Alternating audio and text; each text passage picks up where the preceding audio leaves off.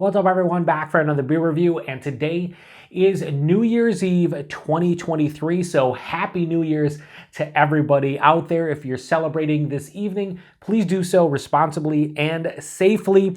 Now, it is tradition here on the Beer Patrol every single year that we review a beer on both New Year's Eve and New Year's Day. So to close out the 2023 calendar year, I am reviewing a beer once again from the Hardywood Park Craft Brewery, and they're out of Richmond, Virginia. And this is their Bourbon Barrel GBS, aka Gingerbread Stout, and this is the 2023 release. So they're calling this one a spiced milk stout aged in bourbon barrels. It comes in at 12.2% alcohol by volume, 55 IBUs at the time of review.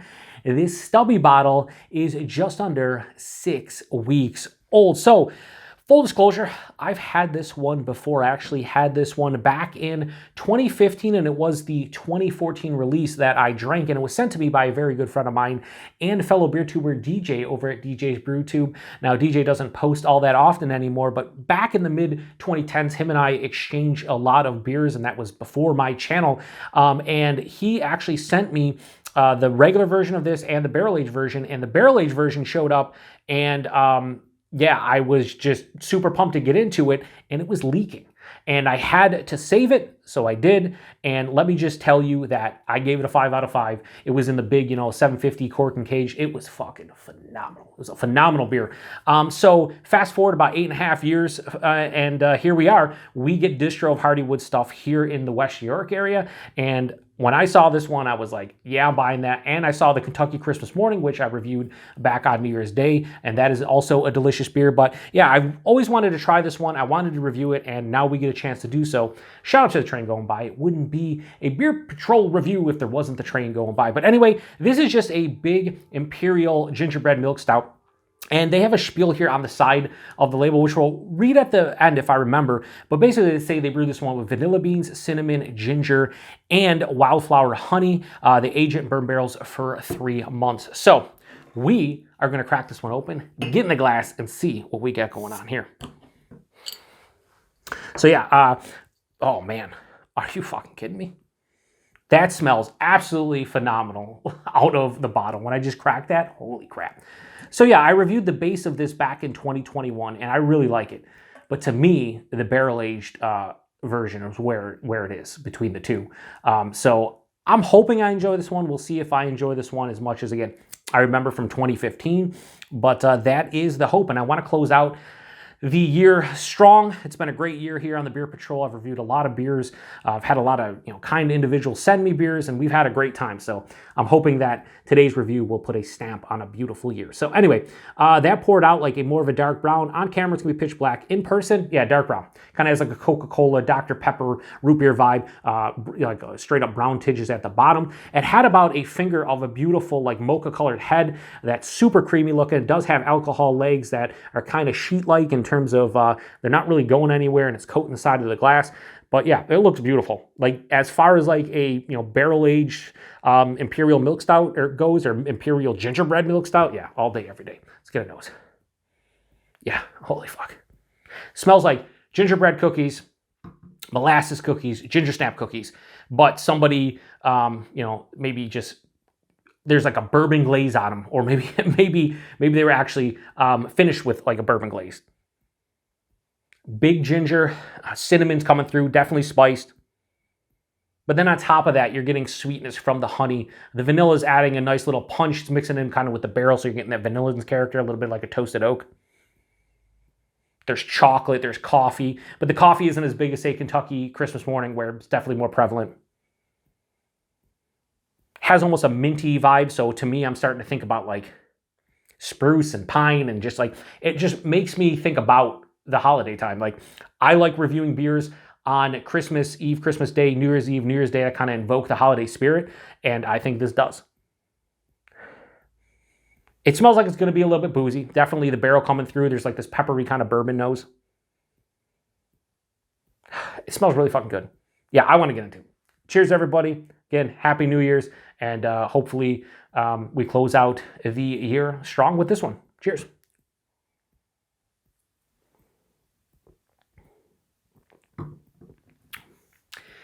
it's still a fucking delicious beer. Is this a 5 out of 5? I'll tell you after that first sip. No. But it's not that far off.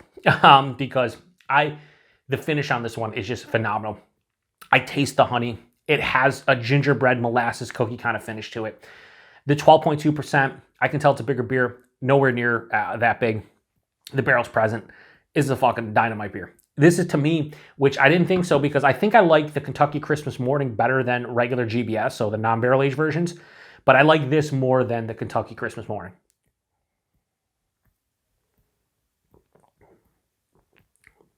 Buying this, it's a bit thin. It's like lower side of full, medium full. 12.2%, I want it to be full body. It's approaching that, but doesn't quite get there for me. I don't need to be syrupy and thick and like super viscous, but a little bit more oomph to the body, and I would be super pleased. The mouthfeel is mild to moderately carbonated. It is smooth and creamy on the palate, but it's not really that soft. The mouthfeel is fine for what it should be. This is a barrel-aged beer. And again, I'll give them a pass because of the mouthfeel. When you barrel-age beers nowadays, or just in general, probably since they started barrel-aging beers, it thins out the body. That's at least been my experience in the past. It definitely thins out the body. So I'll give them a pass here. I think at the end of the day, it's not a huge detriment to this beer, but we're doing a review where I'm dissecting the beer, so I have to mention, any negatives or positives, even if they're minor. So it is a bit thin, but I'm okay with it because it is a barrel-aged beer. Not to say barrel-aged beers can't be super thick and viscous, just from my experience, the vast majority of them are not. The taste, very complex. Front of the palate, a lot of roasted malt, almost into like a charred malt. It's very roasty. After that, I get chocolate, I get coffee, kind of a mocha vibe. Again, the coffee's not as pronounced as, say, Kentucky Christmas Morning. As it continues on, there's like a dried cherry.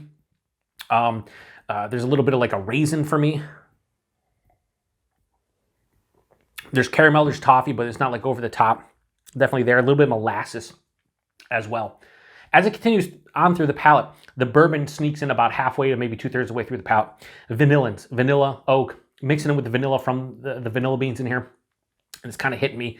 And it's nice. It's the bourbon, again, is peppery, but it's not too peppery. This doesn't have a huge oak tannin, like dryness, like, I'd like to say like a popsicle stick. It's not like that on your palate.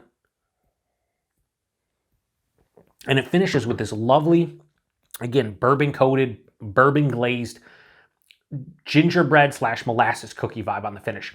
This has a mild bitterness to it, semi-dry. I'd say the one, I think, issue maybe with this beer is it's a bit too sweet. It's not cloying to my palate, but it's definitely a beer which 12 ounces is more than enough. I'd probably prefer more like 8 to 10 for me, but I'm not gonna have any issues finishing this glass. It's just, it definitely leans sweet, but here's the thing. When you see a beer called Gingerbread Stout, aka GBS, and it's barrel aged and it has all those adjuncts and whatnot, I expect a desserty beer. Like, this whole lineup is desserty as a whole. They have so many different variants of this, the Christmas Morning. They have, an Advent. I don't know if they do the Advent calendar, but they do like a gift box. They do another 12-pack gift box, which has GBS, Christmas Morning, Fluffy GBS, and GBS Porter. And it's like, yeah, those are supposed to be sweeter, bigger beers. They're all Imperial. I get it. It's just a little bit sweet. That's it.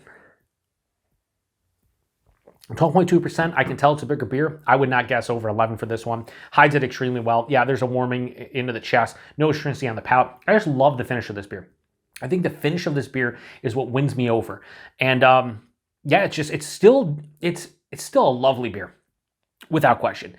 I would say for me, back when I had this the first time, the 2014 release in 2015, back in the mid-2010s, there weren't an abundance of, pastry stouts and crazy beers like this. It was like, oh man, a bourbon barrel-aged, gingerbread stout. It's Imperial Gingerbread Milk Stout in barrels. It's like, holy crap, you don't really see that too often. Now you see it all the time. It doesn't hit my palate nowadays like it did back then, so the surprise to this beer, it doesn't blow me away because I've had similar beers like this. Maybe not to this quality, but just in general. But there's still something about this beer that just makes me love the beer. I do love this beer. And it's a fun beer to try if you've never had it before. But this is a beer that I should pick up every year and just have at least one bottle of because it's just that good of a beer. So, rating. on the Bourbon Barrel GBS, aka Gingerbread Stout, the 2023 release from Hardywood. It's not going to get the 5 out of 5, but it's still going to get a fucking crazy high score. So I'm going to give this beer right here, we're going to give this a low 4.75 and go 4.65. I think I gave the Kentucky Christmas Morning a 4.55, so I like this one definitely better than that. They're both delicious beers. If you prefer maybe a little bit more of a coffee-forward Imperial Gingerbread Stout barrel-aged beer, then give the Kentucky Christmas Morning a go.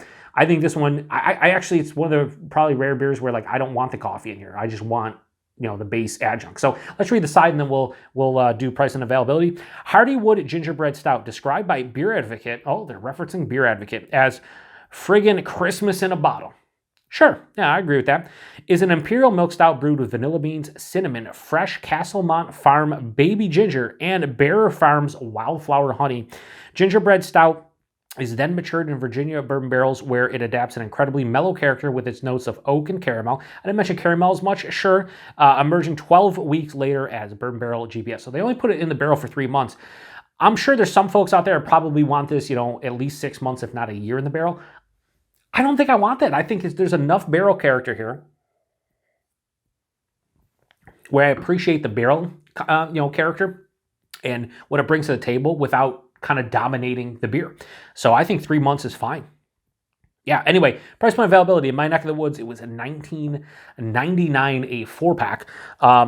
That's fine, $5 for 12.2% barrel-aged Imperial Gingerbread Milk Stout. Sure, yeah, all day, every day. And availability. I'm reviewing this one a day or two after, what was the day? Day after Christmas. And had a couple comments on the Kentucky Christmas Morning beer. One guy, PDX out there, PDX, he said that they do not see this beer in Maryland, which I just kind of blew my mind. I was like, what the fuck? How do we get it here in Buffalo? He's like, yeah, it's kind of interesting to see it in Buffalo. And I'm just like, yeah, that is kind of wild. So, yeah, at the end of the day, I don't know the distro of this beer or Hardywood beers in general. I just know here in the Buffalo, New York area. I saw this. I saw the Kentucky Christmas Morning. I saw the regular GBS, saw Christmas Morning, and then I saw the mixed 4-pack of the aforementioned ones that I mentioned earlier come in. Like it's a mixed 12-pack. You get 3 of each, and there's 4 different beers. That's what I saw here. Now, I don't know what other states they get into. Probably go to their website. Maybe they might have a beer finder. I have no idea. I've said this before. When it comes to different, states and their distro laws and, shipping laws and things of that nature, distro's weird nowadays.